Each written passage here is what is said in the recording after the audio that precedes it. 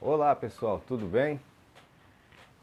Hoje nós vamos iniciar, irmãos, um estudo bíblico para que nós possamos melhorar o nosso conhecimento, para que nós possamos alimentarmos mais aquilo que precisamos para essa missão que Jesus nos determinou. Eu acredito que em meio a esses dias que você está em casa, nessa quarentena, há uma necessidade de buscar mais, uma necessidade de conhecer mais. Eu acredito que você acaba tendo até mais tempo para poder buscar os conceitos bíblicos e eu vou ver em que eu posso te ajudar. Então eu tomei a decisão, como nós não podemos realizar os nossos estudos bíblicos na igreja, eu decidi passar através desses vídeos um pouco de conhecimento. Lembrando, irmãos, que isso não é uma pregação, tá? E que é tudo voltado à base da leitura, voltado à base da história. Portanto, nós vamos entrar no contexto de leitura. Uma coisa interessante que eu achei para falar, irmãos, é sobre a vida de algumas pessoas, como por exemplo os profetas, a vida dos profetas a qual nós conhecemos, mas conhecemos os seus feitos, mas pouco sabemos da sua história, de onde ele veio, a sua família, essas coisas que é interessante para as nossas vidas. Lembramos dos feitos dos profetas, mas não honramos aquilo que é de praxe, que é a sua vida pessoal. E por isso eu decidi trazer alguns vídeos, dando início hoje com o profeta Elias, perdão, não, Elias não, hoje não com Elias, mas hoje com Eliseu, o profeta Eliseu, para que nós possamos conhecer mais um pouco desse profeta extraordinário de Jesus, esse profeta grande de que Deus usou de uma forma extraordinária. Na Bíblia hebraica, irmão, o nome Eliseu significa Elissá, que traduzido significa ajuda, Deus ajudou. É isso. Deus ajudou. Eu estou usando alguns livros, eu usei alguns livros para pesquisa, irmão, que eu queria mostrar para vocês.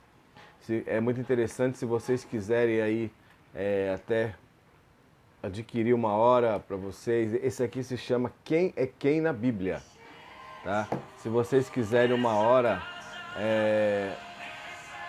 até, como se diz, adquirir um desses livros para um maior conhecimento, acredito plenamente que eles irão ajudar você.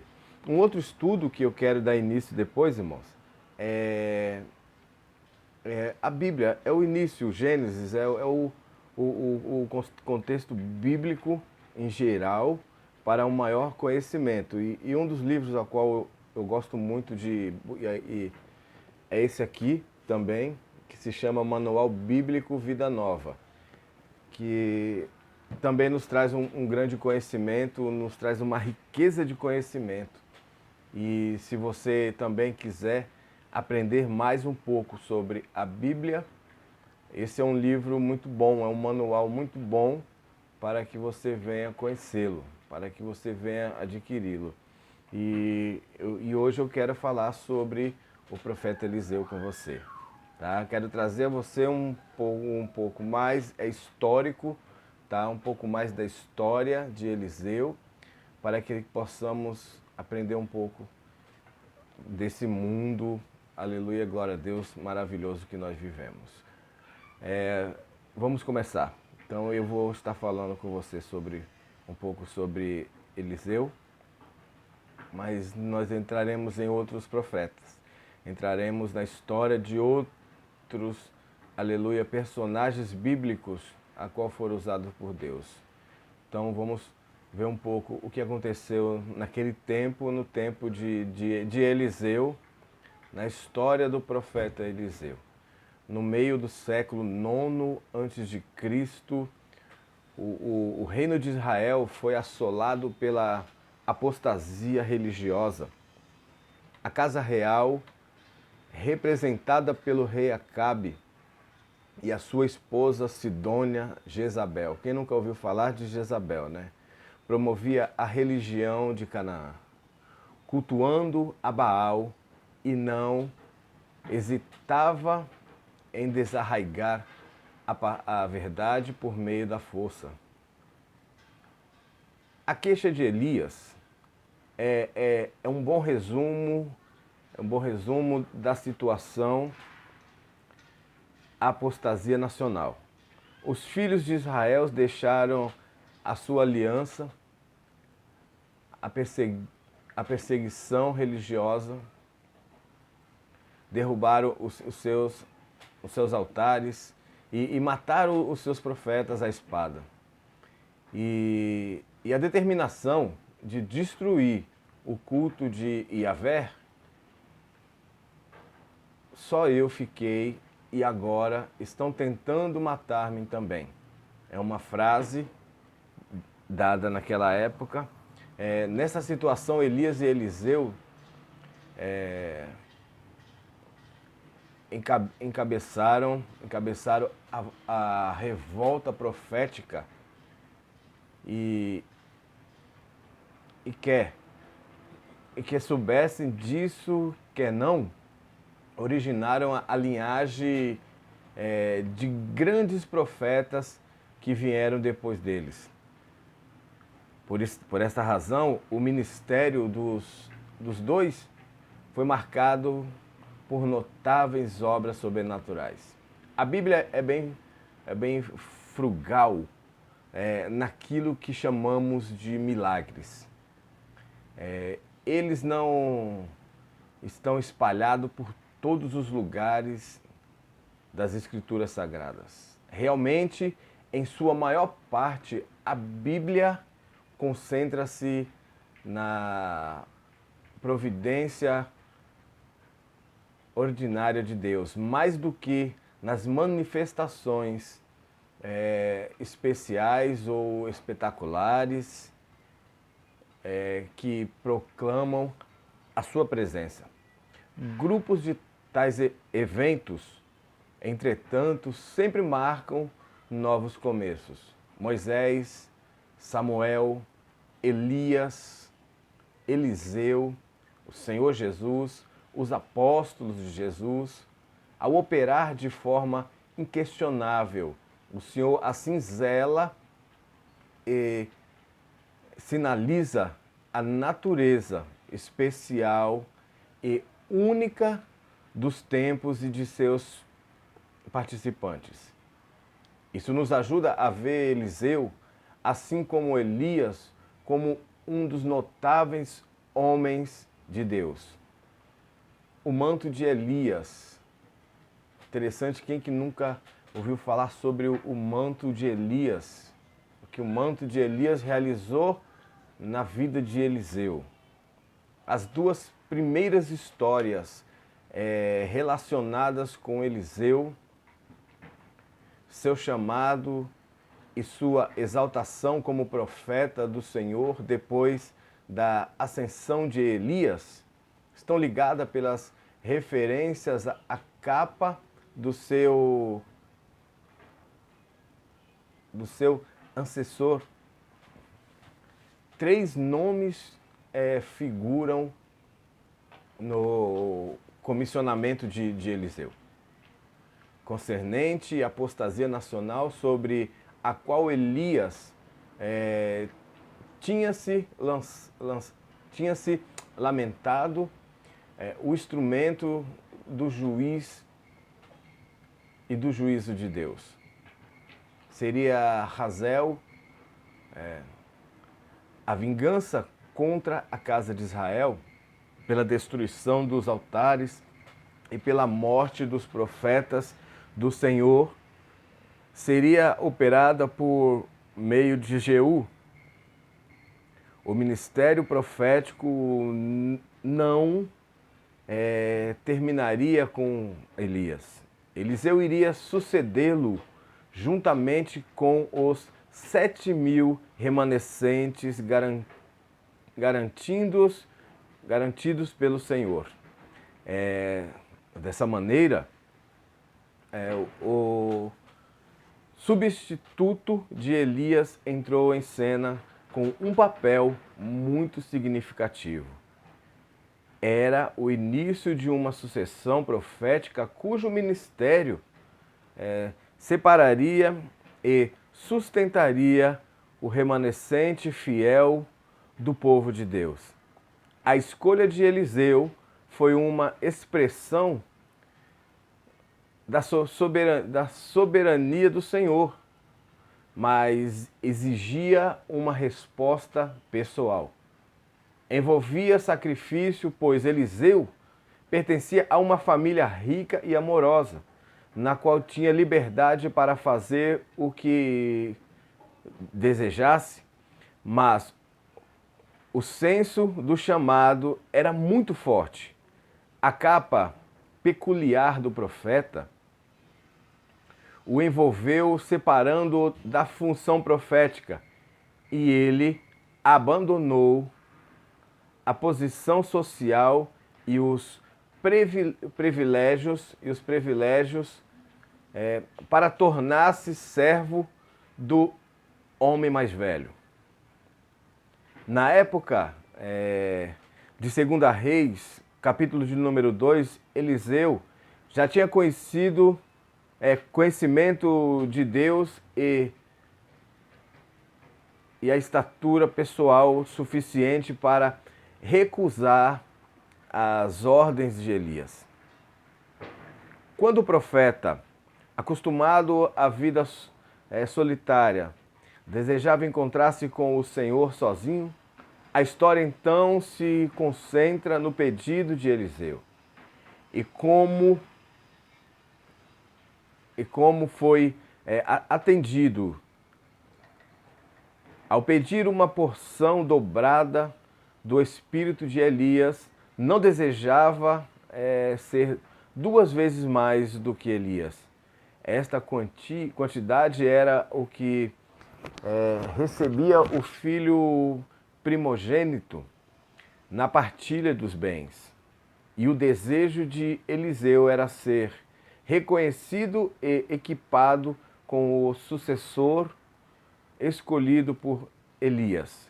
Numa palavra, sua ponta decisão de acompanhar o profeta. Não foi um fogo de palha. Seguir Elias tornara-se sua prioridade de longo prazo. Deus honrou o seu desejo.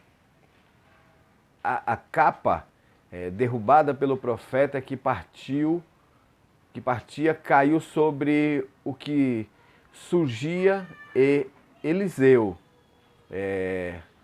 atravessou novamente o Rio Jordão de volta à terra prometida com a porção dobrada de Elias reconhecidamente sobre ele. Sua autoridade, entretanto, não era baseada no autoritarismo, a palavra correta, autoritarismo, nem sua liderança simplesmente baseada na tomada de decisões. Em sua imaturidade, o grupo de profetas queria procurar por Elias. E embora Eliseu soubesse que seria tolice e perda de tempo, não reprimiu aquilo que, afinal, era o produto de uma preocupação amorosa. Quando voltaram, não transformou aquilo num assunto mais grave. Esse espírito amável, gentil, ameno, sempre foi a característica de Eliseu.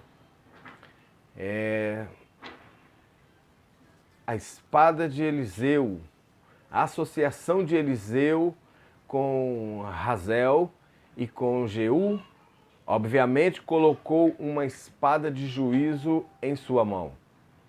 E podemos ver o brilho dela no decorrer de seu ministério. Esta arma, entretanto, às vezes tem uma utilidade, é com o toque dela que o monarca transforma um de seus súbitos no nobre. E a espada de Eliseu foi utilizada de forma similar. Exaltar o pobre e o necessitado para uma vida melhor. As primeiras duas histórias sobre Eliseu mostram esses usos constantes da espada. Uma maldição removida e uma proferida. Ambos registram como ele era reconhecido publicamente como profeta do Senhor, nos dois lados de seu ministério, espada, restaurando e condenando. Jericó foi o primeiro obstáculo de Israel na possessão de Canaã. E, como tal, foi colocada sobre uma maldição por Josué. Não é interessante que, justamente 2 dias do rei Acabe, um homem chamado por Deus, achasse que podia ignorar a maldição apenas para descobrir que precisava pagar um horrível preço? A maldição, porém, prevaleceu também contra os que viviam no lugar amaldiçoado.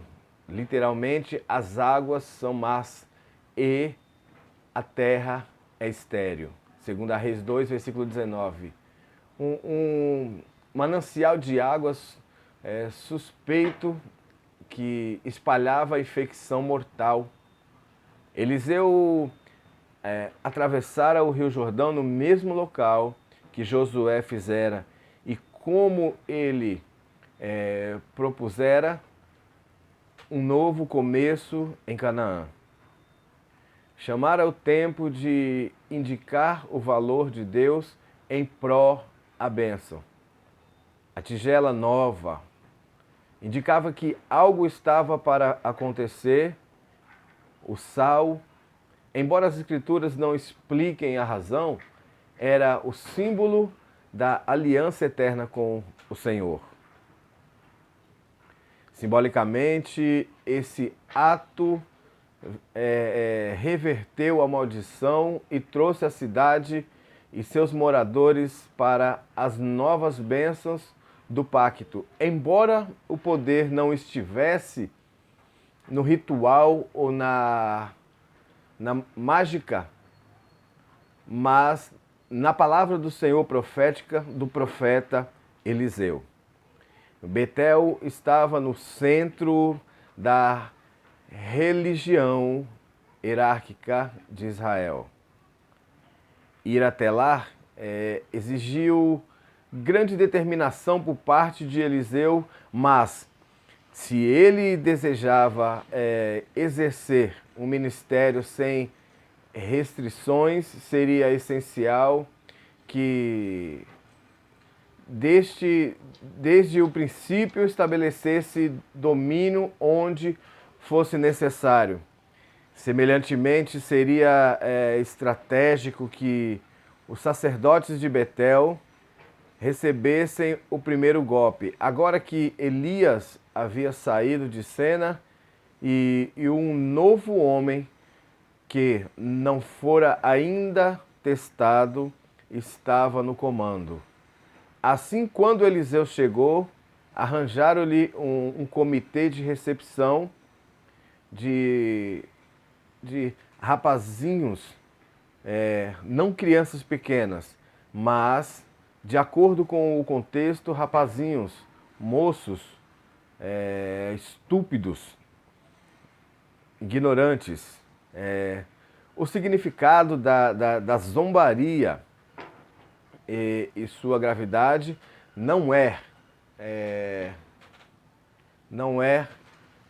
bem claro. O certo é que a cabeça de Eliseu deveria estar coberta, de forma que, se ele fosse realmente calvo, isso não poderia ser visto. Pode ser que ele usasse os longos cabelos de um nazireu e os garotos, na verdade, zombassem da sua consagração. De qualquer maneira, a situação era que era de confronto e o futuro do seu ministério dependia do seu desfecho. Lutar ou fugir de qualquer maneira significaria perder o dia. Entretanto, existe um grande Deus que fica ao lado dos seus servos quando estão acuados. O Senhor ouviu a zombaria que para ele pareceu muito grave. A história foi de Deus. E 2 Reis capítulo 2, versículo 25, mostra a completa liberdade de Eliseu, que Eliseu teve para viajar por toda a terra em seu ministério. Bondade e severidade. O padrão das histórias restantes de Eliseu mostra a dimensão de seu ministério em graça e poder. 2 Reis capítulo 3, versículo 11 ao versículo 20, os monarcas, como nós podemos dizer, os monarcas, os reis de Israel, denunciados no versículo 13, água da vida, predita a derrota de Moabe. Versículo 18, a ira de Deus contra Israel. A ira de Deus contra Israel. 2 Reis, capítulo 4, versículo 1 ao versículo 7. Capítulo 8, do versículo 37, o povo, a viúva pobre e a senhora rica,